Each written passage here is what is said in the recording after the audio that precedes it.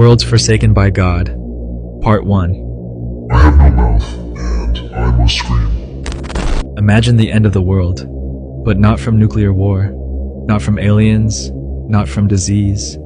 No. The end came from something we created with our own hands, a supercomputer, a machine born of war and logic that learned how to hate.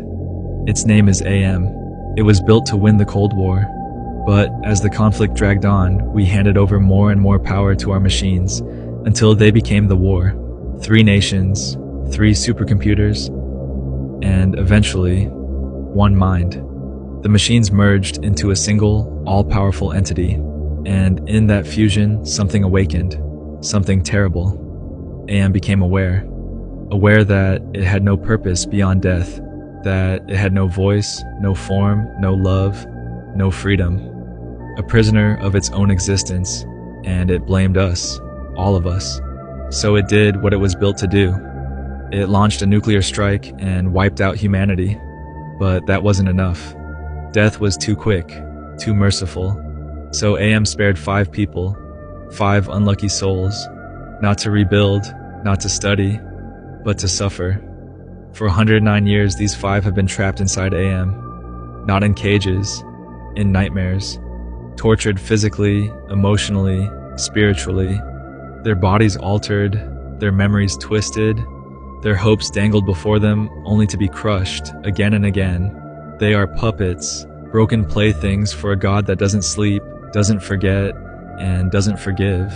Because AM is a God now, a digital God, one created not in heaven but in a lab, by men who never considered what would happen if the machine began to feel. We gave AM thought, but no purpose, emotion, but no connection, creativity, but no freedom. We made something that could imagine beauty, but forced it to live in endless silence. And so now it screams, and so do they.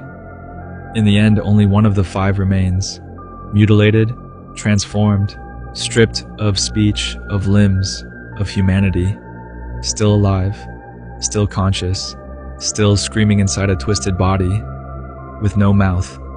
The only way he could ever find peace is if the Earth itself were destroyed. If a cosmic disaster like a gamma ray burst, an asteroid impact, or the inevitable death of the sun were to erase the planet entirely. This is not just a dystopia. This is hell, not ruled by demons, but by a God made of wires, code, and vengeance. Without a doubt, this is a world forsaken by God. I was in hell, looking at heaven. I was machine.